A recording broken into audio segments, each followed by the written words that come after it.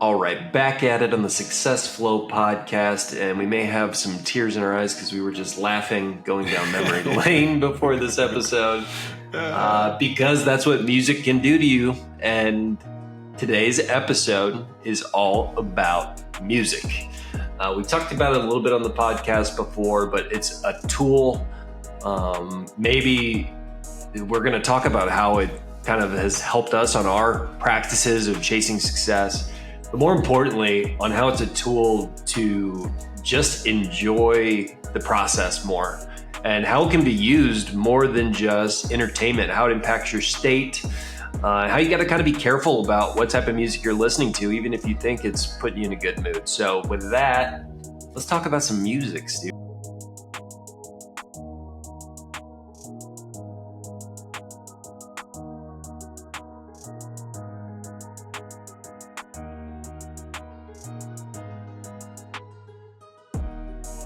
I love this, man. I'm a music guy. I listen to music all the time. I mean, just up until the last couple of years, I was always listening to music in my truck. Every time I would drive, it was all music. And then, lately it's been in the Audible books and podcasts and whatnot. But that memory we were talking about was Kid Cudi's album way back when, that St. Louis trip that we took. I think it was that the Vikings-Rams game when they were St. Louis Rams? It was so a couple seasons before they moved. This was December 2012, I believe it was, because it was right after Jack was born. And Kid Cudi came out with an album, and we were listening to his stuff. And he's got a good sound and all that. But it was such a funny trip, such a great trip, filled with music. And that's the best thing about it, is it just brings back memories. Like when you hear a song, you can just directly remember and vividly remember where you were, when you were, who you were with. The surroundings. I remember there was a song, even a different St. Louis trip, the one that Kim came with us on, and that I think it was probably just before that or right after. I don't know. I can't remember, but there was another Kid Cudi song. He was pretty popular for a couple of years there, and I remember sitting in the hotel room, just her and I, just listening to this song, and it's the Pursuit of Happiness song, and there was another one I think that he had that was just like, I could just vividly remember sitting in the hotel room, just like not saying anything, just vibing, just listening to music, and it brings you closer with relationships. It brings you closer with those around you and the memories that you have. And such a great topic, such a wide range of music. I can listen to almost all of it. And it's definitely a huge part of my life. I wasn't even thinking about it till this moment, but my little sister and I were actually going back and forth on Instagram this week because the passing of, what is his name? The Butterfly song, Come a Lady, Come a Lady. He passed away this week. And so that song, though, was such a specific time period. In 8th grade, Napster had just coming out. I was downloading things illegally on my mom's computer in her hair salon. And that song, I was in 8th grade, Megan was in 4th grade. And she was just like, oh, I remember, like, she had, like, Play Love of a Boy, her first boyfriend, which were family friends of ours. And that song just took her straight back to it. And I had hosted the first co-ed party, and my mom got kind of some calls from parents like, are they going to be chaperoned? And we were just going through all just because of this song that they were really a one-hit wonder, right? That Butterfly song. Crazy Town. Crazy Town. Yeah, he died at Shifty Shell Shock. Shifty Shell Shock, He dies at 49. I did not hear this. Yes, but that just picked up a whole thing that my sister and I were also laughing our faces off, just going back and forth via Instagram, talking about a moment. So it really can take you to time travel.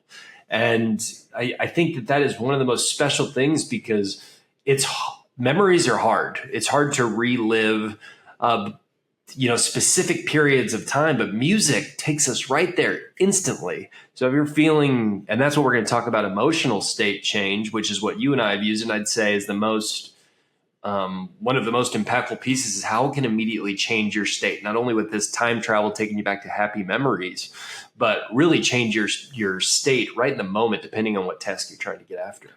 Yeah, I don't know about you, but I switch it up a lot. Like I'll go through phases, right? So I'll stick in that phase for months. And it's like right now I'm on a kick of like 90s or early 2000s alternative. So like I have Incubus Radio on Spotify. That's always been your go-to. Incubus is your favorite band, dude, right? Incubus is my favorite band. My favorite song is Drive. That'll be like if you ever listen to lyrics of Drive, so it starts out saying, sometimes I feel the fear of uncertainty stinging clear, and I can't help but ask myself how much I'll let the fear take the wheel and steer.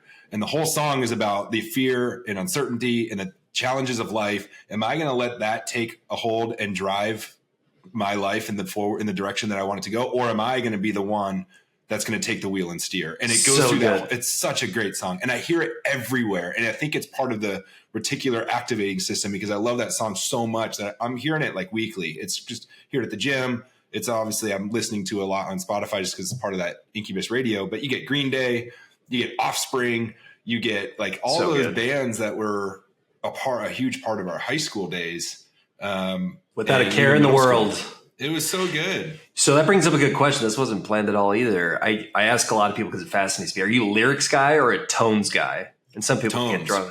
Tones. I can barely. I mean, obviously, like I could sing almost the entire song of Drive. Like when there's a song like Sublime, What I've Got, I could sing like almost that entire song. And by singing, not great. Just singing my own version of what we would call quotes, air quotes, singing. But yeah, it's tones for me. I just love the beat. I love the way it makes me feel. I love the way I move. I love the thoughts that I have. And it differs based on the moods or the situations I am in my life. And actually, you know how Spotify does this recap, like year in review every year? Mm-hmm. So 2021, I think it was part of the Valley of Despair year, I would say, that I was personally in with a lot of health stuff and whatnot. And the music I was listening to totally played into that. It was weird. It was not lift me up music. It was very much like almost, I mean, not depressed music, but it was like just hard. I'm a little bit more hardcore versus positivity. And it was strange. And then like that next year, you could see the shifts when you do that year in review. You can see the shifts of how you've moved throughout your life and the mindset and the perspectives that you had based on the music that you were listening to. And it's just wild. I love that they do that. You're spot on. And it's exactly what we talk about consumption. What are you consuming with the food? Is it nutrient dense or is it processed garbage? With the words that were coming in, and it's subliminal. It's not like some of these songs you can actually get the lyrics. It's back to the subconscious and you are absorbing all of it. My mom was onto this early too, and I would get so frustrated as a kid. She was very strict. Paula talks about it all the time, like with movies. Oh, you weren't allowed to watch this? Like my mom was like, for some reason, it was a year before the actual rating. So 12, we could watch PG-13. And she would make exceptions for historically relevant stuff and whatnot. But music, she was super strict with it. I'll never forget. Megan brings this one up a lot. Whenever I was told to go to my room, the first CD I ever got was Chumbawamba. I get knocked out. And so but I get up again.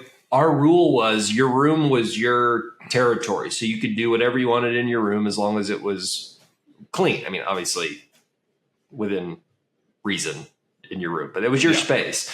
And so when you were told to go to your room, it was whatever. Well, I used to go in, and not all the time, but if I felt like I was in the right and I was being punished, I would blast Chumbawamba. I get knocked down, but I get up again. And I'm such a nerd. Like, so it's so bad in hindsight. My mom was probably just shaking her head in that room, but she would always say like, what you're listening to is impacting the state that you're in. And if you are listening to this aggressive, angry music, you're going to go out into the world and be aggressive and angry. And I was like, no, Mom, that's not a thing. And now studying all this, very evident in our culture that is the case. And we're constantly pouring ourselves with not only music, other information, and it really does impact our state. Yeah, absolutely. And especially like, you know, when you start listening to music as kids, right? Like I remember having to record the radio with tapes, and, you know, I was trying to record Red Hot Chili Peppers songs with, you know, the cassette tapes. And that's timing it. Yeah. You had to time it perfectly. And he didn't want the commercial piece, so you would like, and there's no way to edit it. Like you just had to record and then not, record and then not, and then try and make a playlist that way. You know, kids will never know that. Kids will. It was so much work and it was so rewarding when you captured it. It was. But yeah, I think it's great for kids, getting kids into music. We always have the Sonos playing throughout the house every morning. We've got good positive music, even if it's just tones and not even lyrics. We'll play that throughout the mornings just to kind of set the tone for them. And my kids especially love Speaking of Victoria, okay, so my daughter, she's 9 years old. Victoria, come here. She loves music, and she's an incredible singer. And she's actually taking voice lessons this summer. And hang on, Victoria, do you want to say something? Say hi. Say hi to Uncle Phil. Hi, Uncle Victoria. So tell us, what do you love about music so much, and how does it impact your life?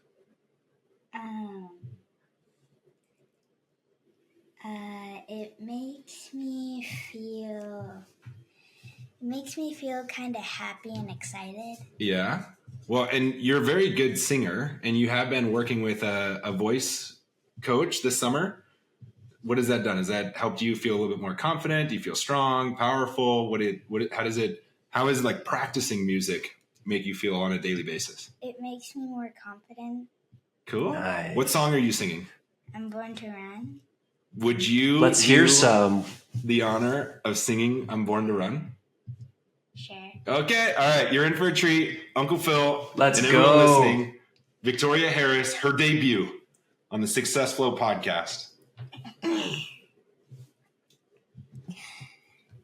I'm born to run down rocky cliffs. Give me grace, bury my sins. Shattered glass and black holes get me back from where I need to go. Oh, oh, oh. Yellow hills and valleys deep, I watch them move under my feet. Stranger things have come and gone to see the world and take the throne. Don't hold back. Oh, I won't hold back. I'm gonna live my life like I'm gonna die young, like it's never enough, like I'm born to run. I'm gonna spend my time like tomorrow won't come, do whatever I want, like I'm born to run. I want to see Paris, I want to see Tokyo, I want to be careless, even if I break my bones. I'm gonna live my life like I'm gonna die young, like it's never enough, like I'm born to run. Good job. So good, Awesome. man. That was Good job, Victoria. awesome. Man. Are you done? I just want Are you to leaving keep us going. now? We want you to sing for the rest of the whole podcast. All right, we'll let you get back to your summer. You had a little break. backup. Thanks for singing for us. Thank you so much. She's waiting. Man, man. she's so good. Oh, it's awesome. She has always been a good singer, and we're like, well, let's try this out. Let's get her some voice lessons and kind of tap into this a little bit. And she wasn't quite confident, younger, 6, 7, 8 years old. And then, she's about to turn 10, and she's like, I love this stuff. And it's such a huge part of my life. I listen to it. She's always singing in the car. She's always singing wherever she is. We'll hear it when we put her to bed at night. She's always singing herself to sleep. And so we're like, let's tap into this a little bit. And she's finally got the confidence to do it. And I'm so excited. We'll see what the future holds for Miss Victoria Harris. But That was is cool. so awesome. So awesome.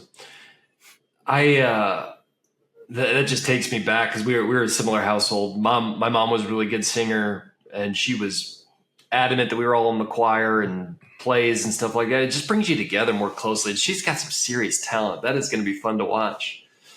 Yeah, it's cool. And when you make it a family affair, like if you have a family, spouse, kids, and you throw the tunes on, it brings everyone closer together. I don't know how many times when, maybe there's tension going on in the house, maybe someone's going through something. More often than not, while we're having those discussions or trying to help someone work through something, we throw the tunes on and then work through those things. And just that subconscious, like those tones and those beats that are just that are hitting our subconscious and like tapping into we're not even sometimes recognizing the music that's on, but it's just going on. It's the noise and the beautiful sounds and the harmony that helps us get through those challenging situations. And it's just wild how impactful that is, not only for yourself, but for your family and those around you. Absolutely. It's a big part of the Irish culture as well. Like, as you saw after the wedding, and Paul's got a great voice too. We just karaoke back in St. Louis, and she can do a mean Dolly Parton. But that aside, the Irish, you call it having a session. And so at the end of the night at the pub, everybody's nice and lubricated on Guinness and whiskey, and there's such rich history in their songs. They're such great storytellers, and you just sit around and the table will keep the beat and one person will go and then you pass it around. So that was a big one for me, was singing on the night of our wedding around the table. Yeah. And I've done, every time we're back there, if we get the right area, I love having a good old session and hearing the Irish sing their tunes. Dude, that was awesome to see. I mean, I've never heard you sing, and just to like being in your own skin and confident and sitting there, like it's a total different dynamic when there's no music, like no instruments. It's just a cappella. But everyone's like, or clapping, or like, it was really cool to see that. And that's part of the culture that happens at every single Irish bar you go to. People are always singing and just rallying around. It's a community driven, Exactly. People, bring community around that music. And that was what was really neat about going out there and experiencing that. Transitioning to some of the more functional facets of music, which we have talked about on this episode already, how it can change our state. We talked about lyrics versus not, and I went through a phase where I was so realizing how sensitive I was to lyrics that I just pulled lyrics from my if I'm doing deep work, I was almost only doing binaural beats, which are awesome. Tons of options out on Spotify and YouTube for focus. The hemispheres of your brain, binaural beats engage at two different frequencies and tones, which results in a balancing mechanism that helps you focus as a sense. If you haven't tried that yet, please do. But the other piece is classical music, no lyrics typically, and unbelievable the state of. They did a study, and there's a specific playlist that I will include in the show notes, that listening to this specific portfolio of Bach music clinically cured depression for a certain amount of people. Now, this isn't extreme depression, but folks stated that listening to this for just, I forget the time, I want to say it was like half an hour or somewhere around, it was minutes per day, just literally removed the symptoms of depression for people. And so that classical music is another example there, but getting deep on these things, and one of a friend of the pod that we will have on eventually, Hamid Jabbar, who I'm going down to Peru with next week, he actually started his whole healing offering and what he does day in and day out through music and sound. So using these frequencies, using things like singing bowls, like gongs, some traditional instruments like guitar and drums, but he literally puts together, he has a whole curriculum on how you can heal with sound. And it's because of the impact that these vibrations, we're talking about frequency and vibration here. And this is a little woo-woo and out there, but that is everything. Like you and I sitting through these screens, the laptop, our flesh and bones, at the smallest level, it is moving. It's not solid. It is moving vibration and atoms and molecules vibrating at certain frequencies. If we can raise those to the optimal level, or how high the frequency is to a certain point, changes your state, and your body literally functions better and heals itself on these frequencies and vibrations. Maybe a little bit out there for some of the listeners, but it's fascinating stuff, and it's being used across the world and has been for millennia. Yeah, that's wild. I mean, to think about like the biggest difference between music and noise is just how the tones come together. Like you could be banging buckets and it sounds terrible, but then all of a sudden you get it into harmony and it's like, wow, this sounds incredible. But yeah, I haven't gone that deep into music. Like obviously I know how it makes me feel and the states that can change, but I did not know all of that, and how those tones and how it affects the body. I mean, there's obviously something to that, right? And here we go. This is the smallest one of my bowls, but these are just so incredibly soothing and making you go deep. Got two of these. One of them's a big mamma jamma that can shake the room.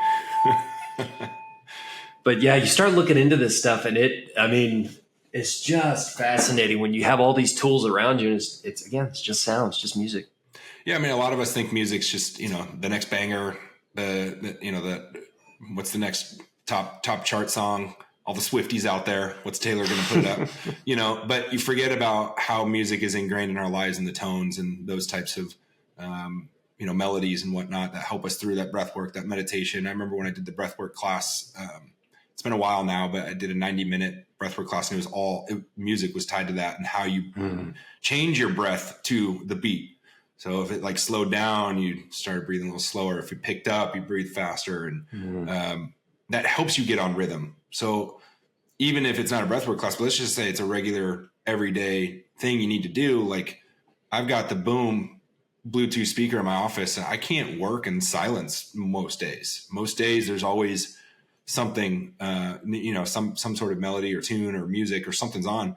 And if I have a very big project that's going to take a lot of focus, I put music. I created a playlist and other playlists out there that just bring in not so much with lyrics, but more so the tones that drive that focus. And so that is super helpful, as opposed to like the party stuff or the driving the truck and getting amped up and ready for a big game or whatever. But there's so many different levels in leveraging music to whatever it is you need to accomplish. But I created the Oppo Flow playlist. So anyone listening, if you need to knock out a big project, or just want some pick me up, it's like a little over 4 hours long. It's OPPO-FLOW. And I know you've got a playlist that you played while we were at the Jump in April. And I'm sure you'll play it again when we were at the Jump, doing the workshop again in August, which helped through the meditative state and whatnot. Yeah. So that playlist is the Focus Acti breath work on Spotify. And then I also created one for, we did a deep session on going inward with Junto and the men's group. Oh yeah. And with some serious journal prompts. And we literally spent about close to an hour going deep and doing our homework together. And everyone liked that playlist so much. I had so many of the guys reaching out afterward. What was that? I was in the zone. And that one's called Junt Flow. So we'll link those in the show notes. So you have a starting point. And what's awesome about Spotify is that algorithm, what you like and what you don't, it'll start building out and shoot you some new stuff that you don't even know is out there. So, when you create a playlist too, like if you're, I would highly recommend creating a playlist. God. It's free, right? So you just start with one song, your favorite types of songs, and then start adding them. And then Spotify will give you suggestions at the bottom. So if you scroll down to the bottom of your playlist, leave the suggestion turned on, and and then you can just listen to new stuff and explore. And I think that's one of the best things about music is the discovery and the exploration of what's out there, because there is so much. And a lot of times you'll explore and you'll find something like, I kind of like that. I don't know, it's different. I'm gonna listen to it again, or you're gonna listen to it again, and then all of a sudden you start going down this rabbit hole of this type of genre, and then you find out more about that artist, and then you learn about them, and then you find about artists who are like them, and then you listen to their radio, and Spotify does a good job of mixing it up. But there's nothing more fun, I think. I mean, there's a lot of things that are probably more fun, but this is definitely one of the top list of things that are fun is exploring new music using Apple or Spotify or whatever. They have the algorithms that allow you to do that. And then it totally changes your mood. And you're back to that create over consume. Like this is your collage of sound of artists. And I think that's why we love it so much is you're building out. This is a little bit of you by combining and pulling from all these artists that make up your state or whatever you're trying to package together. Boy, and it can be scary, but it can also be quite awesome as using it as a way to share with someone else who you are and how you tick. That's a good point. Like if I were to share you my playlist and be like, hey man, like check this out. And you are like, wow, this is really awesome. It makes you think about me in a different way. Right? Absolutely. Because like for example, your obsession with Disney music makes me learn a lot more about you, and that you are very professional, but you can have your childlike ways and keep it. What was the quote my dad said? Never grow up but do grown up things. You are living that to Absolutely. the epitome with your Disney playlist. I tell you what, man. If I have to get in motion, Mulan's "I'll Make a Man Out of You" is nothing. Nothing does it like it. That one in Hercules, "I Can Go the Distance," just gets me back on track.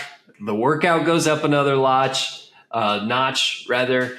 And what's so cool is there's a guy named Peyton Parrish who I've commented probably 10 times on some of his stuff because I'm so grateful for this guy. He's taken these top banger Disney songs. I think one of them is called Disney.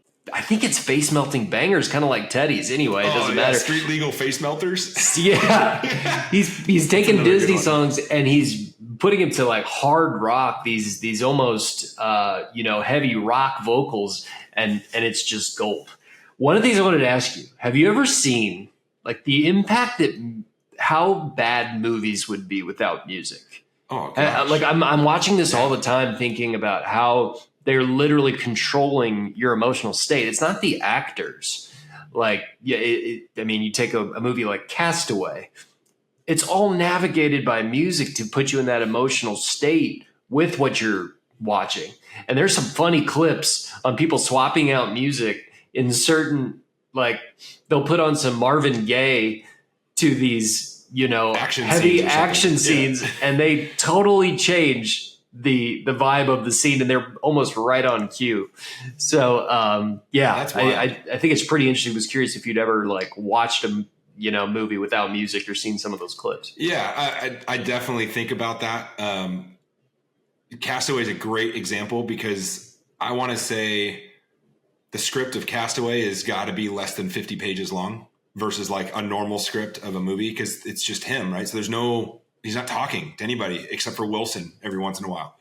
And the music drives you into that emotional state of like, oh man, trouble's coming, or oh man, he's happy right now, or oh, he's going through some tough times, or like it, if you're watching a thriller, like, uh-oh, someone's creeping up behind him. Based on the music, you don't see it visually, but the music is telling you that something is about to happen, or maybe it doesn't, and there's no climactic end to it because the music just drops off. And so it does have a way of navigating us through those scenes, and it would definitely not be the same. And that's why those they win all those awards, all the music producers and whatnot for those movies, because without it, and as you pointed out, if you were to change it, it would totally change your perception and how you felt about the movie, more so than the actors. And I think that's it's wild to think about that it would be. I mean, obviously we're not in watching silent movies or anything like that, but if you changed it, as you said, from one tone or one specific, like, what do I want the audience to feel? And you want them to be kind of nervous about something. So you have a nervous type of tone. If you were to change it to an upbeat tone, they would never feel nervous. No matter what the expression or the actor looked like, it would be all based on how they felt with what they were listening to. And it's the auditory perception of that movie. I love it. It's so true. Well, I think that's a wrap on music. We're going to close it out with some the song that we wish we could use at the intro, but we can't afford to pay Kid Cudi. But we're going to slip it in this one because we kicked it off with Kid Cudi. It really resembles the message of this podcast, and so we're going to send you off with Curiosity, or I'm sorry, it's Frequency by Kid Cudi, and we'll be back at you next week on the Successful Podcast.